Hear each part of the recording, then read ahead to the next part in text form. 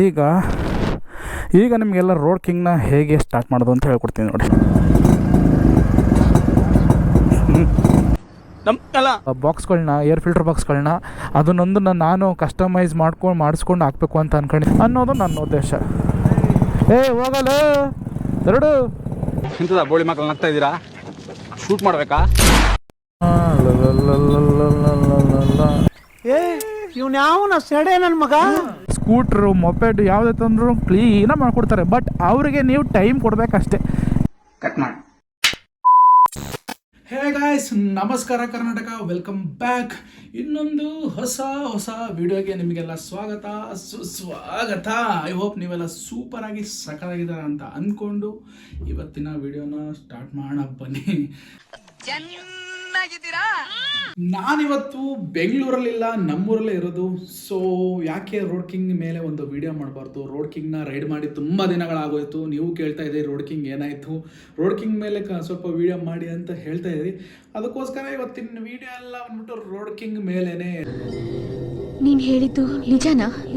Road king ಎಲ್ಲಿ ತಗೊಂಡೆ, paint ಎಲ್ಲಿ ಮಾಡಿಸ್ದೆ, ಕ್ರೋಮಿಯಂ ಎಲ್ಲಿ ಮಾಡಿಸ್ದೆ, ಅದಾದಮೇಲೆ ಪಾರ್ಟ್ಸ್ಗಳನ್ನ ಎಲ್ಲಿಂದ ತಂದೆ, ಆದಮೇಲೆ ಮೇನ್ಲಿ ಮೆಕ್ಯಾನಿಕ್ ಕೆಲಸನ ಎಲ್ಲಿ ಮಾಡಿಸ್ದೆ ಅಂತ ತಿಳಿಸ್ಕೊಡ್ತೀನಿ.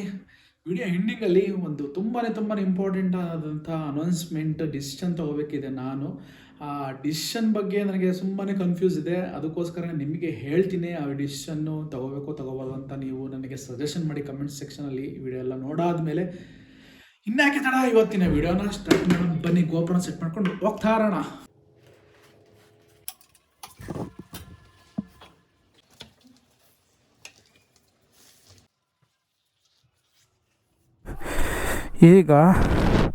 ಈಗ ನಿಮಗೆಲ್ಲ ರೋಡ್ ಕಿಂಗ್ನ ಹೇಗೆ ಸ್ಟಾರ್ಟ್ ಮಾಡೋದು ಅಂತ ಹೇಳ್ಕೊಡ್ತೀನಿ ನೋಡಿ. ಸ್ಟ್ಯಾಂಡ್ ತೆಗೀರಿ, ಸ್ಟ್ರೈಟ್ ಸ್ಟ್ಯಾಂಡಿಂದ ತೆಗೆದುಬಿಟ್ಟು ಕಿಕ್ಕರ್ ಇದೆಯಲ್ವಾ, ಇದನ್ನು ಸಿಂಪಲಾಗಿ ಪುಷ್ ಮಾಡಿ ಹಿಂಗೆ ಬಂದರೆ ಮೇಕ್ ಬರುತ್ತೆ. ಸೊ ಹಿಂದಕ್ಕೆ ತಗೊಂಡು ಈಗ ಇರೋದು ರಿಯಲ್. ಸೊ ಕಾರ್ಬೋರೇಟ್ರ್ ಆನ್ ಮಾಡಿ ಪೆಟ್ರೋಲ್ ಹೋಗೋದನ್ನ 2 ಪಿನ್ ಹೊಡೆದು ಕ್ಲೀನಾಗಿ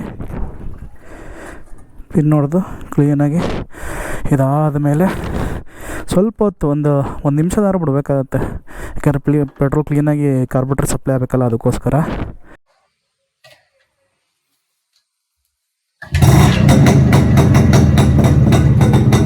ಟೂ ಸ್ಟ್ರೋಕ್ ಗಾಡಿಗಳನ್ನ ಮೇಂಟೈನ್ ಮಾಡೋದೇ ಒಂಥರ ಖುಷಿ ಗುರು. ಏನೋ ಒಂಥರ ನೆಮ್ಮದಿ ಸಿಕ್ತ ಹಾಗೆ. ಆ ಫೀಲಿಂಗು ಟೂ ಸ್ಟ್ರೋಕ್ ಗಾಡಿಗಳನ್ನ ಇಟ್ಟಿರೋರೇ ಗೊತ್ತು, ಮೇಂಟೈನ್ ಮಾಡ್ತಿರೋರಿಗೆ ಗೊತ್ತು ಆ ಗತ್ತು. ಹಂಗೆ ಒಂದು ಸ್ಮಾಲ್ ರೈಸ್ ಮಾಡೋಣ ಬನ್ನಿ, ಬ್ರೇಕ್ ಕೊಟ್ಟೋಣ.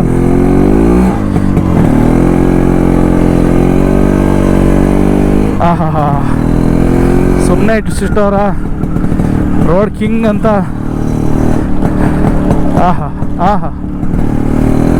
ಸೂಪರ್.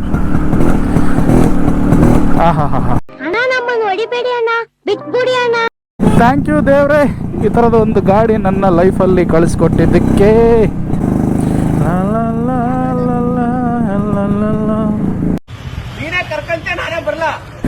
ಲಾರಿ ಮೇಲಿದೆ ನೋಡಿ, V2 hours 1 ಅಂತೆ. ಅಂದರೆ ಏನು ಅರ್ಥ ಬರುತ್ತೆ, ನಾವಿಬ್ಬರು ನಮಗೊಬ್ಬರು ಮದುವೆ ಒಂದೇ ಒಂದು ಮಾಡ್ಕೊಳ್ಳಿ ಅಂತ ಇಂಡೈರೆಕ್ಟಾಗಿ ಹೇಳ್ತಾವೆ ಅಷ್ಟೇ. ಸೊ ಇಲ್ಲ ಗುರು. ಸೊ ಯಾರಾದರೂ ನೋಡ್ತಾ ಇದ್ರೆ ಒಂದಲ್ಲ 2 ಬೇಕು ಗುರು. ಏನಾದರೂ ಒಂದಕ್ಕೆ ಹೆಚ್ಚು ಕಮ್ಮಿ ಆದರೆ ಇನ್ನೊಂದು ಇರಬೇಕಲ್ಲ. ಫ್ಯೂಚರಲ್ಲಿ ಮಕ್ಳಿಗೆ ಏನು ಮಾಡ್ಕೋತಾರೆ, ಏನಾಗುತ್ತೆ, ಒಂದೇ ಒಂದು ಮಾಡ್ಕೊಂಡು ನಾವು ಫ್ಯೂಚರಲ್ಲಿ ಏನಾದರೂ ಮಕ್ಳಿಗೆ ಏನಾದರೂ ಆದರೆ ಯಾರು ಬರ್ತಾರೆ ಅಲ್ವಾ? ಅದಕ್ಕೋಸ್ಕರ ನಾವಿಬ್ಬರು ನಮಗಿಬ್ಬರು ಬೇಕೇ ಬೇಕು. ಏನಂತೀರಾ? ಏನು ಹೇಳಲ್ಲ, ಯಾಕೆ ಹೇಳ್ಬೇಕು? ಏನ್ ಮಮ್ಮ ಚೆನ್ನಾಗಿದ್ಯಾ? ಅಕ್ಕ ಚೆನ್ನಾಗಿದ್ದಾಳ? ನಿನ್ ಮಗಳು ಚೆನ್ನಾಗಿದ್ದಾಳ? ಯಾವ ಕಾಲೇಜು?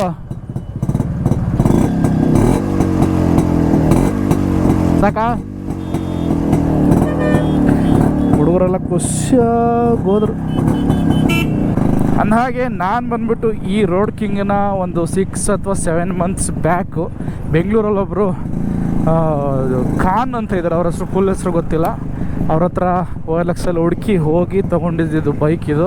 ಸೊ ನಾನು ತೊಗೊಂಡಿದ್ದು ಪ್ರೈಸ್ ಬಂದ್ಬಿಟ್ಟು 1,25,000. ನಾನು ತೊಗೊಂಡಾಗ ಕಂಡೀಷನ್ ಆಗಿತ್ತು ಅಂದರೆ ಕ್ರೋಮಿಯಂ ಯಾವುದೂ ಕೂಡ ಆಗಿರಲಿಲ್ಲ. ಬಟ್ ಪೇಂಟಿಂಗ್ ಎಲ್ಲ ಮಾಡಿಸಿದ್ರು, ಪೇಂಟಿಂಗ್ ಎಲ್ಲ ಆಗೋಗಿತ್ತು.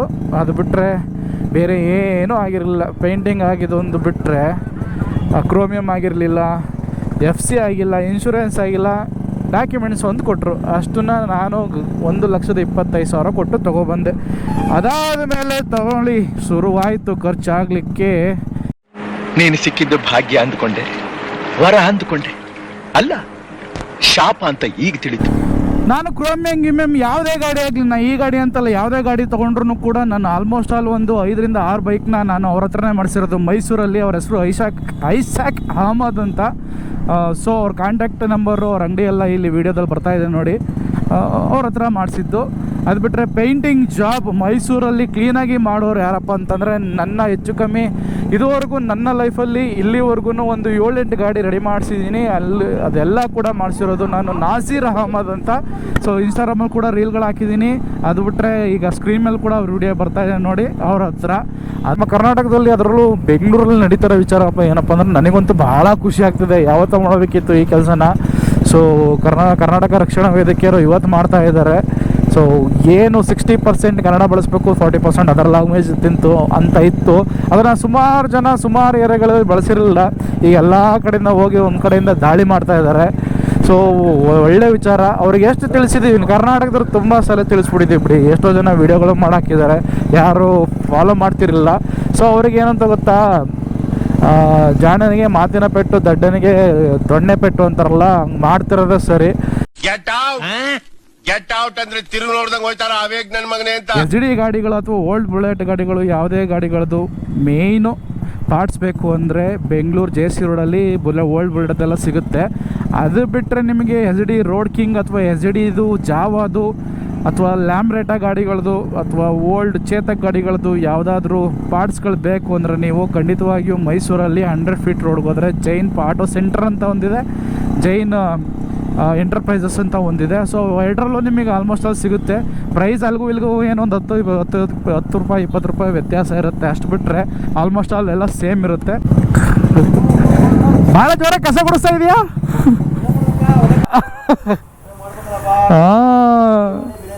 ಏನ ಬಿರಿಯಾನಿ ತಿನ್ನ ಕಸ ಗುಡಿಸ್ತಾ ಇದೆಯಾ? ಏನ್ ಡೈಲಾಗ್ ಹೊಡೆದ ಬಿಡು, ರೆಕಾರ್ಡ್ ಮಾಡ್ಕೊತಾ ಇದೀನಿ, ಹಿಂಗೆ ಹಾಕ್ತೀನಿ ನೋಡಿ. ದುರ್ಬೀಜ್ ಕುಟ್ಟಿದ ದುರಹಂಕಾರದ ದುರಾಭಿಮಾನದ ದುಸ್ಸಾಹಸದ ನನ್ನ ಮಗನ ಯಾವ್ರಲ್ಲ ನಿಂದು. ಮೆಕ್ಯಾನಿಕ್ ವಿಚಾರಕ್ಕೆ ಹೇಳೋದಾದ್ರೆ, ನನಗಂತೂ ಎಲ್ಲ ಗಾಡಿ, ಯಾವುದೇ ಗಾಡಿ ತೊಗೊಂಡೋಗಿ ನೀವು ಹೊಸದಾಗಲಿ ಹಳೆಯದಾಗಲಿ, ಎಷ್ಟೇ ವರ್ಷದ ಹಳೆ ಗಾಡಿ ತೊಗೊಂಡೋದ್ರೂ ನಮಗೆ ಮಾಡಿಕೊಡೋರೊಬ್ರು ಇದ್ದಾರೆ, ನಮ್ಮ ಕುಮಾರಣ್ಣ, ಲೆಜೆಂಡ್ ಕುಮಾರಣ್ಣ. ಯಾವುದೇ ಗಾಡಿ ಆಗಿರಲಿ ಅವರು, ಇಂಥದ್ದಲ್ಲ, BSc ಆಗಿರ್ಬೋದು, HSC AJS ಆಗಿರ್ಬೋದು, ಆರ್ಲೆ ಡೇವಿಡ್ಸನ್ ಆಗಿರ್ಬೋದು, ಯಾವುದೇ ಗಾಡಿಗಳು, BSc ಗಾಡಿ ಆಗಿರ್ಬೋದು, ಯಾವುದೇ ತೊಗೊಬನ್ನಿ, SD ಜಾವಾ ಮತ್ತು ಸ್ಕೂಟ್ರು, ಮೊಪೆಡ್ ಯಾವುದೇ ತಂದರೂ ಕ್ಲೀನಾಗಿ ಮಾಡಿಕೊಡ್ತಾರೆ. ಬಟ್ ಅವರಿಗೆ ನೀವು ಟೈಮ್ ಕೊಡಬೇಕಷ್ಟೇ. Time important. ಅವ್ರ ಕೆಲಸ ನಿಧಾನ, ಮಾತ್ರ ಪಕ್ಕ ಜೆನ್ಯೂನಾಗಿ ಮಾಡಿಕೊಡ್ತಾರೆ. ಯಾರು ಮಾಡಲ್ಲ ಆ ರೀತಿ ಮಾಡಿಕೊಡ್ತಾರೆ. ಅದು ನಿಮಗೆ ಸ್ಯಾಟಿಸ್ಫ್ಯಾಕ್ಷನ್ ಆಗೋದಂತೂ 100ಗೆ 100% ಆಗುತ್ತೆ. ಎಲ್ಲ ತಿಳಿಸ್ಕೊಟ್ಟಿದ್ದೀನಿ ನಾನು. ಎಲ್ಲಿ ಪೇಂಟ್ ಮಾಡಿಸೋದು, ಕ್ರೋಮಿಯಂ ಮಾಡಿಸೋದು, ಪಾರ್ಟ್ಸ್ ತೊಗೊಳ್ಳೋದು, ಮೆಕ್ಯಾನಿಕ್ ಶಾಪ್ ಎಲ್ಲಿ, ಯಾರ ಜೊತೆ ಮಾಡಿಸ್ತೀನಿ, ಎಲ್ಲ ಇನ್ಫಾರ್ಮೇಷನ್ ಕೊಟ್ಟಿದ್ದೀನಿ. ಮೇನ್ ನೀವು ಗಾಡಿ ವಿಂಟೇಜ್ ಗಾಡಿಗಳು ತೊಗೊಳ್ಳೋದೆಲ್ಲ ಇಂಪಾರ್ಟೆಂಟು. ಇದು ತೊಗೊಂಡು ಆ ಪಾರ್ಟ್ಸ್ಗಳು ಏನಿದೆ ಅದನ್ನೆಲ್ಲ ಹುಡುಕಿ ತೊಗೊಬಂದು ಆ ಗಾಡಿಗೆ ಇನ್ವೆಸ್ಟ್ಮೆಂಟ್ ಮಾಡಿ ಟೈಮ್ ಕೊಟ್ಟು ರೆಡಿ ಮಾಡಿಸ್ಕೊತಿರಲ್ಲ, ಅದರಲ್ಲಿರೋ ಖುಷಿ ನೀವು ಹೊಸ ಗಾಡಿ ತೊಗೊಳೋದ್ರಲ್ಲಿ ಖಂಡಿತವಾಗಿಯೂ ಇಲ್ಲ ಗುರು. ಯಾಕೆಂದರೆ ಆ ಪ್ರೋಸೆಸ್ ಇದೆಯಲ್ಲ, ಅದೇ ಒಂಥರ ಬ್ಯೂಟಿಫುಲ್ ಪ್ರೋಸೆಸ್ ಅದು. ಒಂದು ಪಾರ್ಟ್ ಮಿಸ್ ಆದರೂ ನೀವು ಆ ಪಾರ್ಟಿಗೋಸ್ಕರ ಅಲ್ಲಿ ಇಲ್ಲಿ ಹುಡುಕಿ ಎಲ್ಲಿ ಸಿಗುತ್ತೆ ಅಂತ ಎಲ್ಲ ಸರ್ಚ್ ಮಾಡಿ ಹುಡಿಕೊಂಡು ಹೋಗಿ ತಗೊಬರ್ತೀರಲ್ಲ, ಅದು ರಿಯಲ್ ಮೋಟರ್ ಬೈಕಿಂಗ್.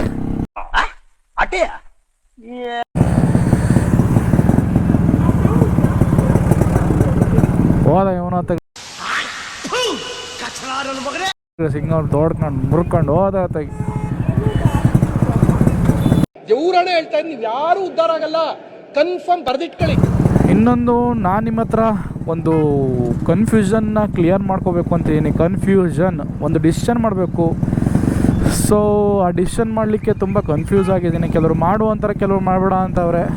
ಅದಕ್ಕೋಸ್ಕರ ನಿಮ್ಮ ಸಜೆಷನ್ ತೊಗೋಬೇಕು ಅಂತಿದ್ದೀನಿ. ಏನಪ್ಪ ಅಂತಂದರೆ, ನಾನು ಈ ಒಂದು ರೋಡ್ ಕಿಂಗು ನನಗೆ ಅಂತ ನನ್ನ ಪ್ರೀತಿಯಿಂದ ಬಿಲ್ಡ್ ಮಾಡ್ತಾಯಿದ್ದೀನಿ. ಇನ್ನೂ ಎಕ್ಸ್ಟ್ರಾ ಹಾಕ್ಸ್ಬೇಕು ಇದಕ್ಕೆ. ಸೊ ಮಾಡಿದಂಥ ಈ ರೋಡ್ ಕಿಂಗ್ನ ನನ್ನ ಸಬ್ಸ್ಕ್ರೈಬರ್ಸ್ಗೆ ಗಿವ್ ಅವೇ ಮಾಡಬೇಕು ಅಂತ ಡಿಸೈಡ್ ಮಾಡಿದ್ದೀನಿ. ಡಿಸೈಡ್ ಮಾಡಿಲ್ಲ, ಬಟ್ ಅಂದ್ಕೊಂಡಿದ್ದೀನಿ. ಸೊ ಅದ್ರ ಬಗ್ಗೆ ನಿಮ್ಮ ಅಭಿಪ್ರಾಯ, ಯಾರು ನನ್ನ ಸಬ್ಸ್ಕ್ರೈಬರ್ಸ್ ನೋಡ್ತಾ ಇದ್ದೀರಾ, ನಿಮ್ಮ ಅಭಿಪ್ರಾಯನ ತಿಳಿಸಿ.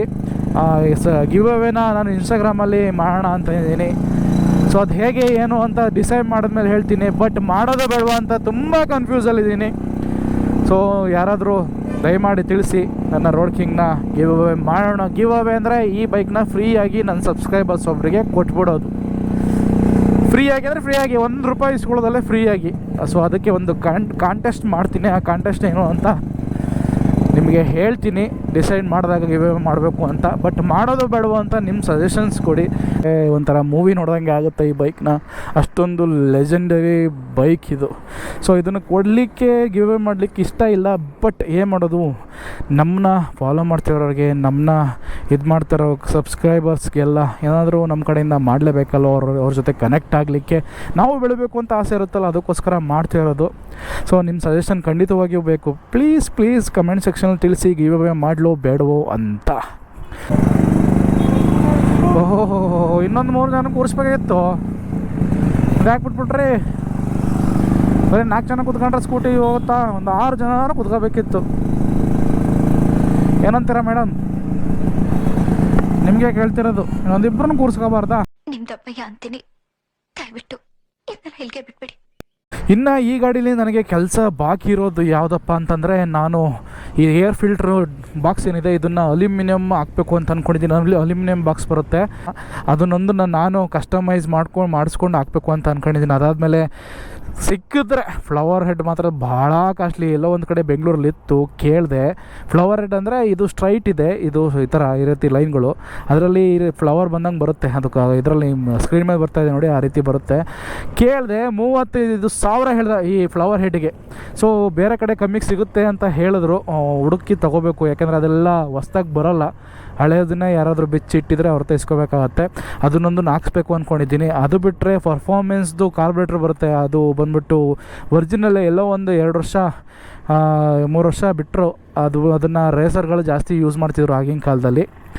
ಅದಾದ ಮೇಲೆ ಮೇಯ್ನ್ಲಿ ನಾನು ಹಾಕ್ಸ್ಬೇಕು ಮಾಡಿಸ್ಬೇಕು ಅಂತಿರೋದು ಇದೇನು ಡೂಮ್ ರಿಂಗ್ ನೋಡ್ತಾ ಇದ್ದೀರಾ, ಇದು ಸ್ವಲ್ಪ ಉದ್ದ ಬರುತ್ತೆ, ಅಗಲ ಬರುತ್ತೆ. ಆ ರಿಂಗ್ ಬರುತ್ತೆ, ಅದನ್ನು ತರಲಿಕ್ಕೆ ಹೇಳಿದ್ದೀನಿ.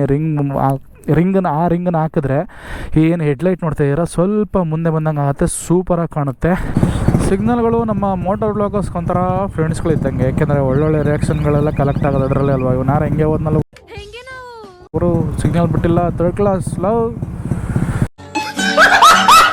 ಸೊ ಇದೇನು ರಿಂಗ್ ಹಾರ್ಟ್ ಶೇಪ್ ರಿಂಗ್ ಮಾಡಿಸ್ದೆ, ಇದು ಮಾಡಿಸ್ದಾಗಿನಿಂದ ಸ್ವಲ್ಪ ಅಲ್ಲಿ ಇಲ್ಲಿ ವೆಲ್ಡ್ ಮಾಡಬೇಕಾದ್ರೆ ಈ ರೀತಿ ಆಗೋಗಿದೆ. ಸೊ ಅದು ತುಕ್ಕಿಡ್ದಂಗೆ ಆಗಿದೆ. ಇದನ್ನು ನಾನು ಬಿಚ್ಚಿಸ್ಬಿಟ್ಟು ಒಂದು ಸತಿ ಮೈಸೂರಿಗೆ ಹೋದಾಗ ಕ್ಲೀನಾಗಿ ಫುಲ್ಲು ಕ್ರೋಮಿಯಮ್ ಮಾಡಿಸ್ತೀನಿ ಇನ್ನೊಂದು ಸಲ.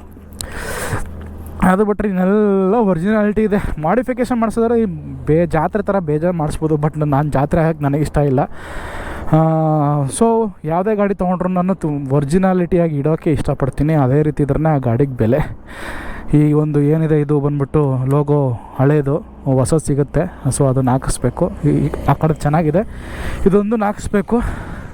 ಅದು ಬಿಟ್ಟರೆ ಗಾಡಿಯಲ್ಲಿ ಇನ್ನೇನು ಪೆಂಡಿಂಗ್ ಕೆಲಸ ಯಾವುದೂ ಇಲ್ಲ, ಎಲ್ಲ ಕ್ಲೀನಾಗಿ ಆಗಿದೆ.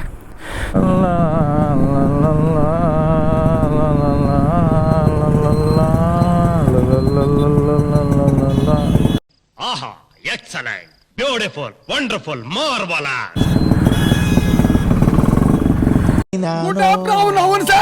ಸೊ ನೋಡಿದ್ರಲ್ಲ ಇವತ್ತಿನ ವಿಡಿಯೋ ಇಷ್ಟೇ ಗಾಯ್ಸ್. ಸಬ್ಸ್ಕ್ರೈಬ್ ಮಾಡ್ಕೊಳ್ಳಿ. ಕನ್ನಡದಲ್ಲಿ ಕಂಟೆಂಟ್ ಯಾರು ಮಾಡ್ತಾಯಿದ್ದಾರೆ, ಯಾರು ಕೊಡ್ತಾಯಿದ್ದಾರೆ ಅವ್ರಿಗೆಲ್ಲ ಕ್ರಿಯೇಟರ್ಸ್ಗೂ ಸಪೋರ್ಟ್ ಮಾಡಿ ಅಂತ ಹೇಳ್ತಾ ಇವತ್ತಿನ ವಿಡಿಯೋನ ಇಲ್ಲಿಗೆ ಎಂಡ್ ಮಾಡ್ತಾ ಇದ್ದೀನಿ. ಮತ್ತೆ ಭೇಟಿಯಾಗೋಣ. ನಮಸ್ಕಾರ.